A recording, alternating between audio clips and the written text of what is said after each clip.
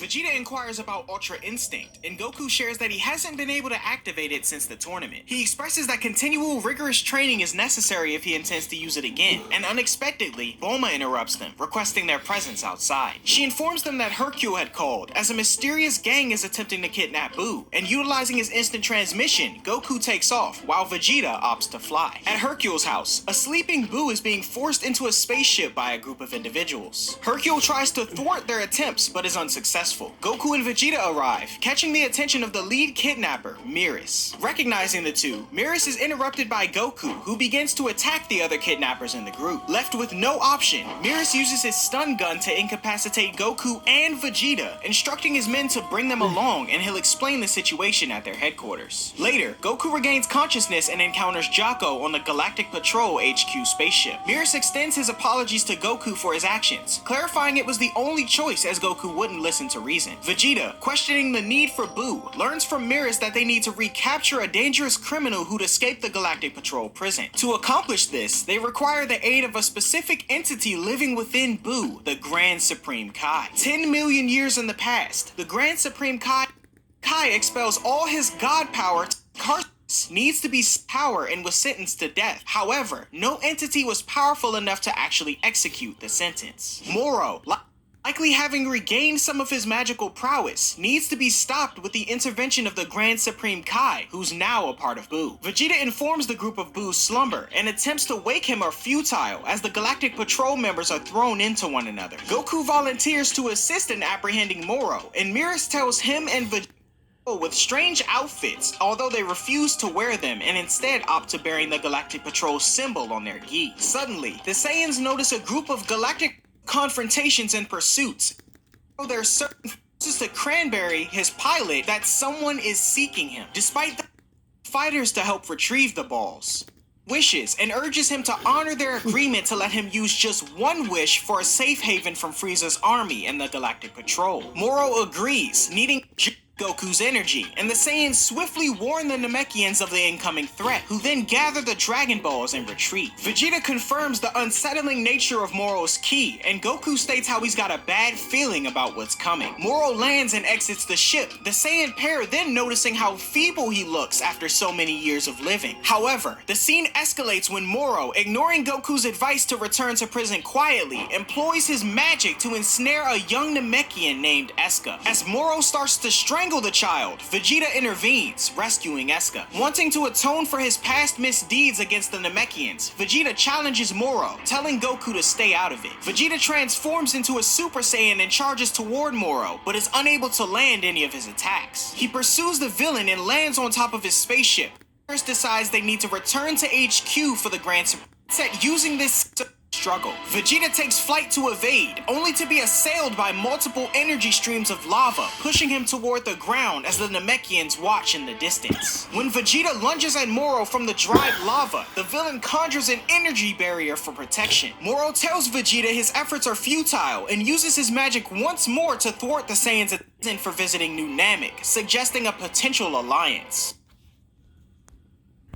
Vegeta quickly turns Super Saiyan Blue and begins to easily beat Moro. Everything is going well until Goku starts to notice something is wrong. Moro forms a huge ball with Namek's life energy. Vegeta says it's useless, but Moro doesn't use it to attack. Instead, he eats it and gains a massive power-up as a result. Vegeta thinks that Moro's power-up isn't nearly enough and tries to transform to face him again.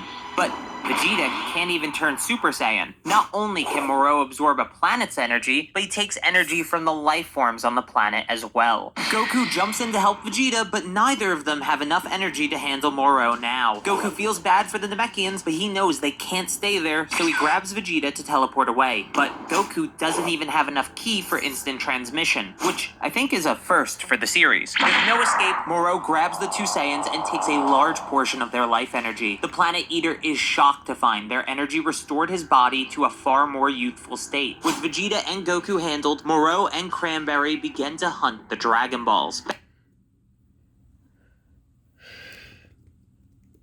The Planet Eater is shocked to find their energy restored his body to a far more youthful state.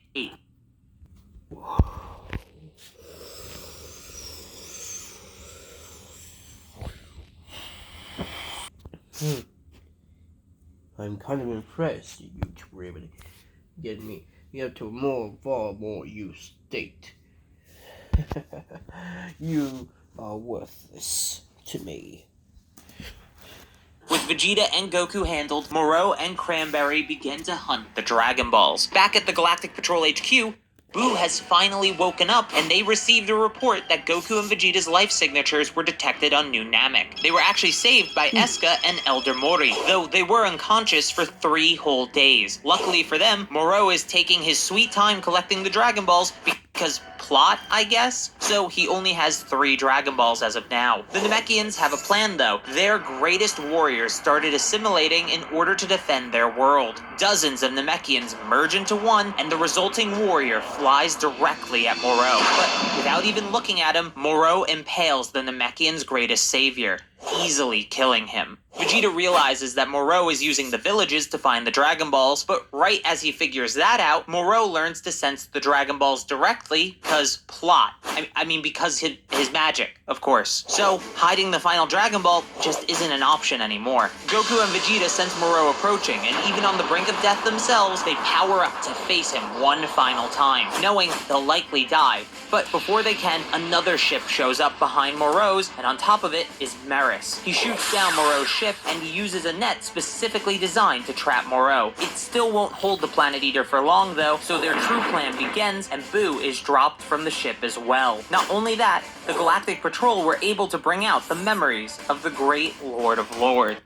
Well, the Grand Supreme Kai. Moro and Boo begin to get angry at each other as they reminisce. Moro breaks out of the netting and their battle begins. With the memories of the great Lord of Lords and Boo's The memories of the Great and Supreme Kai and Boo. unique physical ability. Whose unique physical abilities. It seems like he can actually win this. Even Moro's energy absorption doesn't work, and it seems like Boo got a power-up from having the memories awakened. Meris tells him to seal away Moro's magic, but as he begins to, the sky turns dark. Cranberry has collected the final Dragon Ball. Before Goku and Vegeta can intervene, Cranberry wishes back Moro's full magical abilities. After getting his power back, he flies towards Purunga and kills Cranberry.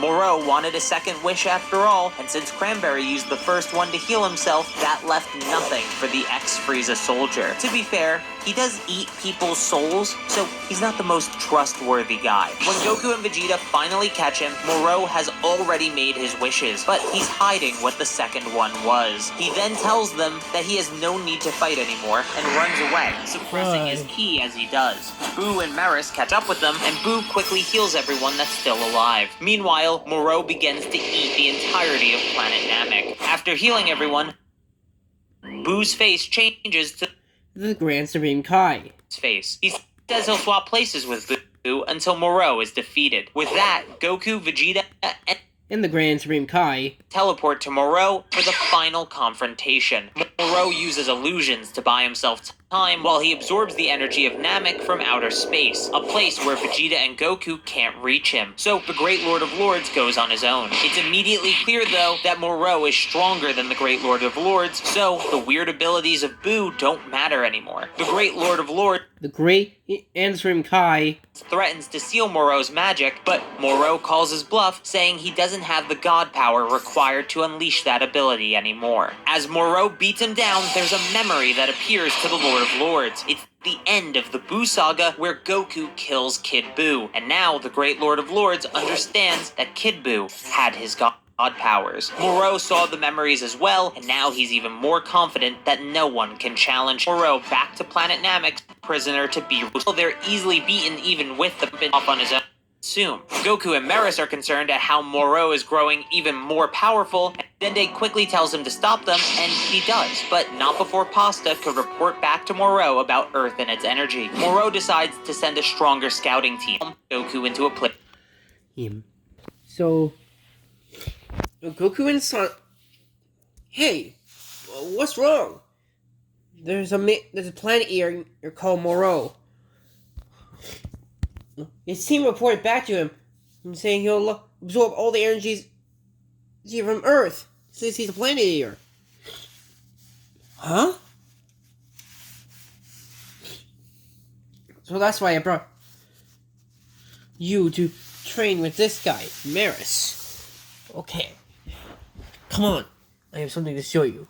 Place similar to the Room of Spirit and Time on Earth, except this one only passes 3 days inside for every 1 day outside. Now, the real training begins. You'd think Goku would tell Maris about the one on Earth so they could get more time to train, but it's not even brought up as an option, so moving on, I guess. Back on Earth, they tried to gather all of Earth's greatest warriors, but only Krillin was available. They'll have to make do, since 3 stronger prisoners made their way to Earth through a portal that was made by an android called 7-3. This android is able to copy the abilities of others for 30 minutes by grabbing their necks. The portal he made was one such ability. Without hesitation, 7-3 is able to grab Piccolo's neck and copy his abilities as well, even after being warned by Jocko. Krillin goes to help Piccolo, but Yumba drags him into a fight instead. Things are seeming bad for Earth's fighters here. Krillin is struggling with Yumba, Jocko is barely holding on against Shirameka, and Piccolo has to deal with fighting a copy of himself with infinite stamina. It's looking bleak for Earth. That's when Gohan arrives. As the strongest fighter currently on the planet, Gohan is easily handling 7-3. Right as Gohan is about to finish off 7-3, his copy of Piccolo runs out, and he switches to a stored copy. This one is Moro. With the ability to absorb energy, he only targets the 4 fighters in front of him, and now they have no chance of winning. As they begin to reach the brink of death, Piccolo tells the prisoners that even if they fall today, Goku and Vegeta will come back to Earth and finish them off. This intrigues Moro, since the idea of Goku and Vegeta returning to Earth stronger than ever could lead to the greatest meal in the universe. So he has 7-3 and the others retreat for now. They return to Earth in 20 Earth days, but Jocko is able to buy them more time. They have 2 months in total until Moro and the prisoners return to Earth. Maris is informed of the 2 months that they have, meaning they only have 6 months to train in the time chamber, so they get back to it immediately. However, they're being watched by Whis, who's visiting the Grand Priest. The Grand Priest explains that Maris is an angel in training. He was dispatched to Universe 7 in order for him to broaden his perspective. Angel law prohibits angels from acting in a biased manner, hence why they aren't allowed to truly fight and only train. Whis vouches for Maris, saying he hasn't broken any angel laws yet, and that he'll keep an eye on his younger brother. The Grand Priest agrees and wishes Whis luck, as he doesn't want to lose an angel. On Yardrat, Vegeta and Iriko Yardrat, and knows that Moro isn't there yet, we can go all out. But before they can begin, Whis stops them. Whis explains that clashing at full power, 2 months finally pass. Maris and Goku are going to have a final Sonic. Maris, Sonic, and Goku are about to finalize their full strength, but before they can fight, Whis stops them. This explains that clashing at full power is considered a battle, so that would have broken angel law even if he called it training. Maris apologizes, but Whis is even more annoyed by the fact that Maris intended to do battle against Moro alongside Goku. Now that Goku knows Maris is an angel, everything makes sense. He asks Whis what happens if an angel breaks the laws, and Whis says they are erased from existence without a trace. It's the only way an angel can die. Weirdly, this implies that even Zeno can't remove them from existence, unless that's just a given. Something to know for the future, I guess. So Whis takes Maris back to Beerus' planet and leaves it to Goku to finish the fight. The only issue is they leave Goku behind, so he has to figure out how to get back to Earth on his own. On Earth, the entire Galactic Patrol has arrived to fight the invading forces, as well as all the greatest fighters on Earth, minus Goten, Trunks, and the android. They gathered every single great fighter on Earth, minus Goten, Trunks, and the androids. The prisoners begin to spread across the planet, so everyone splits up to handle them. The main battle for now is Piccolo and Gohan versus 7-3. But before they even know they're fighting him, he uses the copied abilities of an invisible race to sneak up behind and grab their necks. Things may seem bad, but Gohan and Piccolo prepared for his copy ability. And since he can only use one copy ability at a time, they are able to outperform him with combination attacks. Pushed to the brink of death, 7-3 changes 7-3. Gohan and Piccolo beat 7-3. Yeah. Until this cheers Knuckles and Tails on. Blade with Krillin happy about this, and Blaze impressed.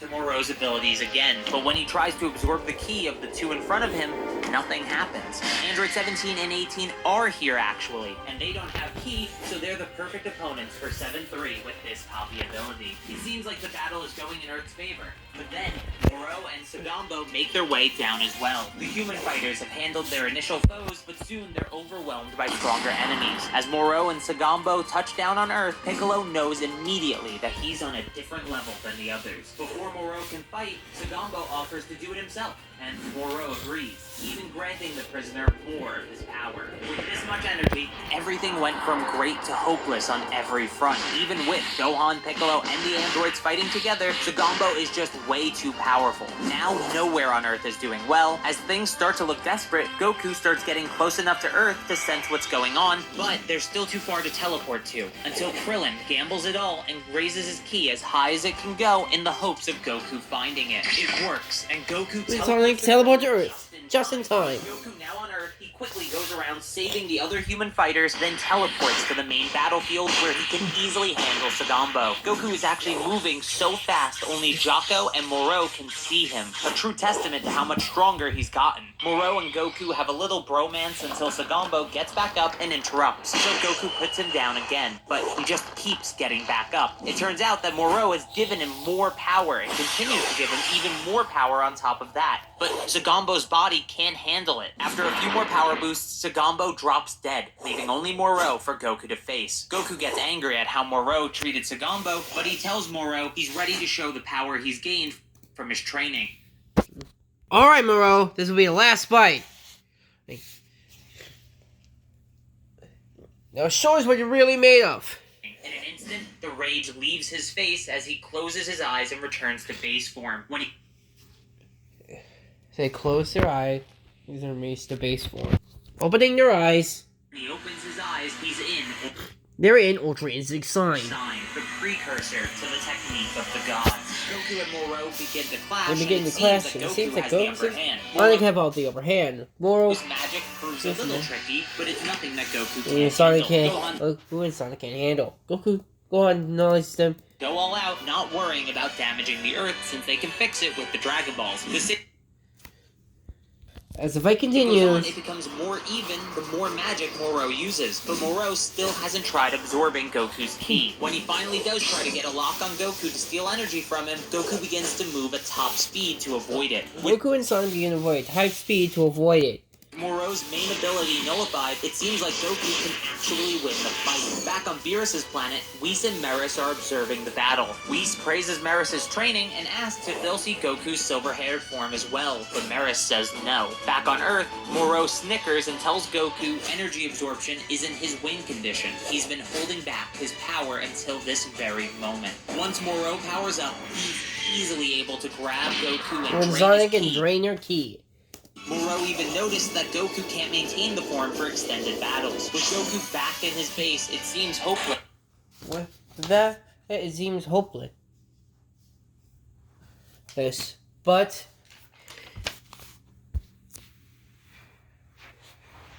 Chaos Control! Shadow teleports Moro and kicks him. Let me show you what ultimate power is. Shadow immediately he powers up to his hyper form. But thankfully, Goku still has more power. And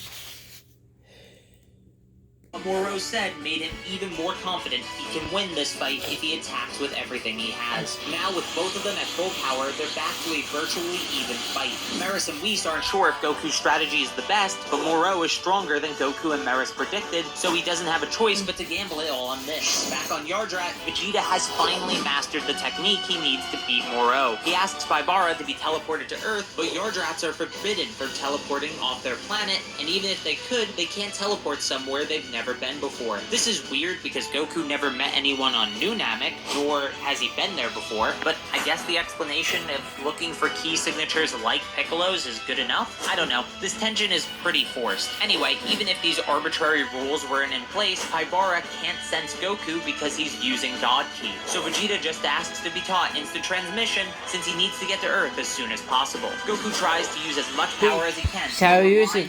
Wish to use as much power as he can, but his power alone only hinders Ultra Instinct, so he loses the fight and is knocked out of Shadow is knocked out of the fight and lost his hyper form.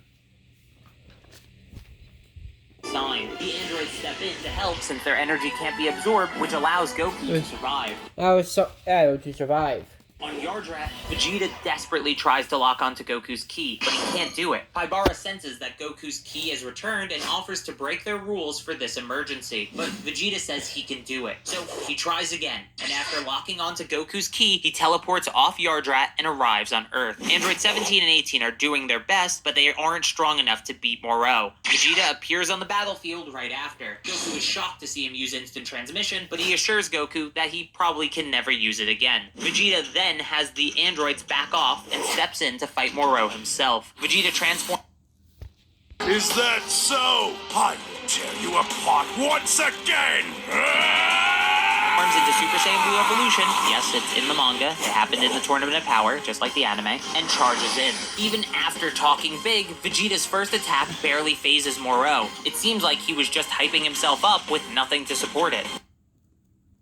Is going crazy since he clearly can't win, but oh, I'm sorry, that's just too funny. Anyways, as Vegeta continues to fight, it becomes clear that Moro is being worn down and Vegeta is starting to deal damage. Goku is the first to realize it, and he knows what tech works. Goku explains to the others that poor Spirit an annoying issue and back into the fight. If him knowing about the technique since he was on Yardrat, wouldn't he think it useful to learn after facing beings like Cell or Boo, who literally absorb people? Moro jumps back into the fight. There's still nothing he can do, and Moro's body begins to return to its old state. At this rate, he'll die from old age rather than the fight at hand. As the energy returns to the planets they were stolen from, some will be restored, but those who were dead for too long will sadly remain dead. New Namek is a case where people did get revived despite being dead for over 2 months. Asuka thinks it's the Dragon Balls protecting them, and I'm not going to complain about this, but it is weird. All this weird stuff, by the way, has been happening in one chapter. I don't know what was going on this month. Piccolo rambles about how Vegeta has become a better person and how Goku hasn't changed since day one, something I vehemently disagree with, though it isn't worth getting into here. Then Moro and Vegeta talk about going to hell, and Vegeta calls himself a villain, something that hasn't really been the case since the Buu saga. Again, this is still the same chapter, so the weird choices in dialogue and lore are just continuing. After that passes, Moro uses his magic to escape, and he fries Shirameka and devours 7-3. This causes Moro to transform and become even stronger than he was before, since 7-3 had a backup of Moro saved within him, power and all. That's right, Moro has achieved some sort of perfection, you could say, by absorbing an android. That sounds vaguely familiar. With this new strength, Moro is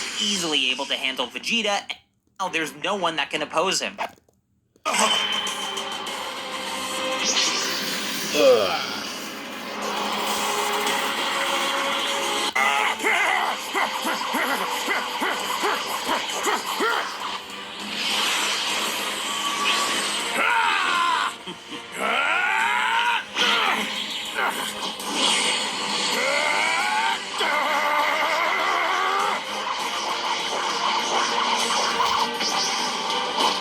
Your new technique requires you to inflict damage first, right? I won't make the same mistake twice. Damn! Vegeta! You may have absorbed 7-3's abilities, but the rule says it only lasts 30 minutes. What? Right. He'll be back to his former strength in run out of time. His power has returned. Oh, there is no time limit. In fact...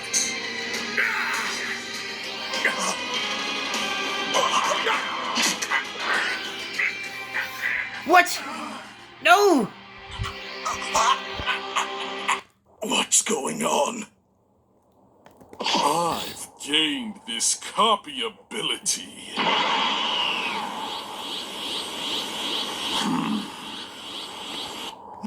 Dende makes the courageous decision as Earth's god to go down and help them by healing everyone. Krillin has a bag of senzu and is trying his best to make it back to them as well. As those two make their way over, the main battle hasn't stopped. Gohan and Piccolo make an opening for Goku to use an instant transmission Kamehameha. And if that wasn't enough of a reference, Moro just regenerates from it like Cell does. Then he stabs his newly created arm through Goku's chest. Also, Moro makes up some bullshit about having 7-3's old copy abilities forever.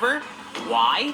Who knows? It literally doesn't make sense. He could have just grabbed Piccolo's neck again to regenerate. Then he uses Piccolo's telepathy so he can listen in on Dende, who's telling Piccolo he's coming to heal them. Because of that, Moro creates a barrier around the battlefield so Krillin and Dende are now locked out. One by one, Moro starts to finish everyone off until only Jocko is left. Dende watches from outside the barrier in horror until it opens in front of him and an angel tells him it isn't over yet. Then we see Meris save Jocko at the last second, imbuing a blaster shot with his own energy. Before Moro can see what happened, all the injured fighters were moved somewhere else so they could be healed by Dende. Meris then begins to battle Moro, and the Planet Eater notes that Meris has no detectable energy, even though he did before. Meris is actually using his God Ki, and because of it, he's actually doing well. Meanwhile, Whis and Beerus are over with Dende and the others. They were the ones who got them away from Moro, but with that done, Beerus says they're going to Bulma's place for some food. Dende begins to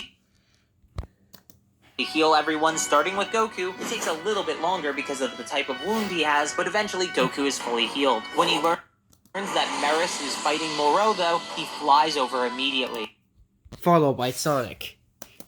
Goku stops Meris before he disappears and takes over the fight with Ultra Instinct Sign. But it simply isn't enough for an even stronger Moro. Goku is frustrated that he couldn't master Ultra Instinct, but Meris tells him one final push should be all he needs. While they're talking, Moro grabs Meris' neck to try and copy his abilities, but Meris cuts off Moro's hand before he can copy them. Meris retaliates by using his angel powers to seal away Moro's copy ability. I know it looks like he's just destroying the crystals, but it's specifically called a sealing technique, which explains why he can't just regenerate them. Beerus can sense that Meris is using his angel powers and tells Whis they're heading back to stop him. On the battlefield, Meris begins to explain how the Galactic Patrol changed him and made him grow a sense of justice. Even beyond that, meeting Goku and his friends solidified those ideals. Meris begins to charge one final attack and begins to think back to a conversation he had with Goku about Goku's constant heroics. Goku denies any heroism and talks as if it's all selfish desire that just happens to work out in the end. Again, I disagree with this being in the original manga, as he often did things for others first, then himself if it works out that way, but that's a video for a different day. Moro tries to stop Meris with a large energy ball, but Meris flies straight through it and seals away the final crystal. With that attack, Meris gives Goku parting words of encouragement and asks him to protect the universe he's come to love. A menacing aura engulfs Goku as rage begins to boil within him. His emotions begin to swell as he talks about how Meris fought for the sake of the entire universe, but with a deep breath, he calms himself down. He asks Jocko why he joined the Galactic Patrol, and Jocko tells him to preserve peace in the galaxy. And the outfits were cool. Goku is happy that his main reason is the same as Meris, and he says that since he's in the Galactic Patrol as well, protecting the universe is his job too. Moro gets back up, and Goku tells him he'll carry out Meris' will and beat him. Then his power begins to flare up. With that, The battlefield before dissipating to reveal Goku and Sonic's silver hair. silver forms. Just to recap, a character introduced in this arc died to the main villain and left words of encouragement leading to a transformation. I'll let you figure out what that's a parallel to. The power of Ultra Instinct has a strange calmness to it, and it instinctively terrifies Moro. Any attack Moro tries just can't hit Goku, and every Sonic, attack of Goku's lands strong. And they land strong. Goku and Sonic's battle was Moro with spears. Wood and that terrible lip talking. He has no choice but to kill him to uphold Meris' will. Moro asks who Meris really was, and Goku basically just explains everything. Now knowing that Meris could use the same ability as Goku, he quickly pulls the hand that grabbed Meris' neck over to himself, and he begins to transform. His hair turns silver as well, and he begins to use Meris' Ultra Instinct.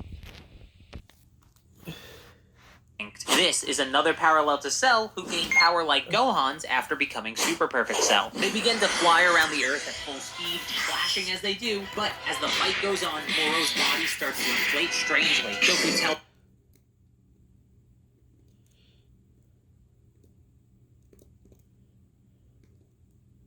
the Great Lord of Lords found Oob and had him donate the divine energy that reincarnated enough for Goku to finish the fight. Jocko will likely blow up on his own, even if they do nothing. That's when a Sonic, thinking Goku's battle with Maris' Ultra Instinct was hopeless. Even if they tried their best, he was still too powerful.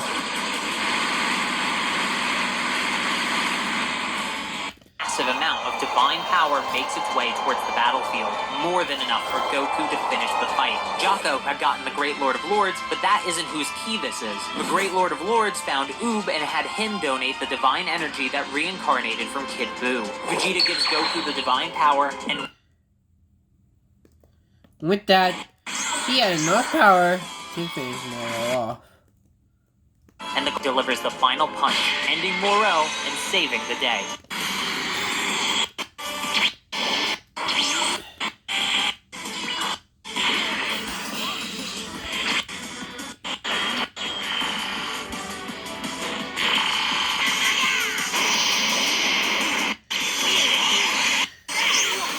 Sonic, here's our chance!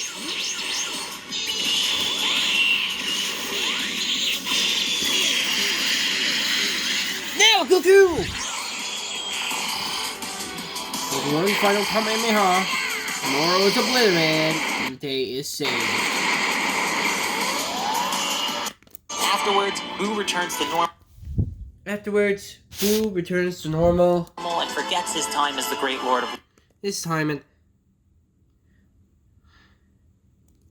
I am as the Grand Supreme Kai. Dragon Balls are used to fix the universe, and the Galactic Patrol have an award ceremony where Goku, Vegeta, Jocko, and even Maris are given awards. It's revealed that Shin asked to exchange his own life for Maris. The Grand Priest was moved by his gesture and erased Maris himself temporarily, then restored him as a mortal to save him. So Maris now has a lifespan and no more angel powers. Can he still use Ultra Instinct? Who knows? With that settled, the Galactic Patrol celebrate as Beerus and Supreme Kai are punished for allowing an angel to be lost. Peace has returned to the universe, for now.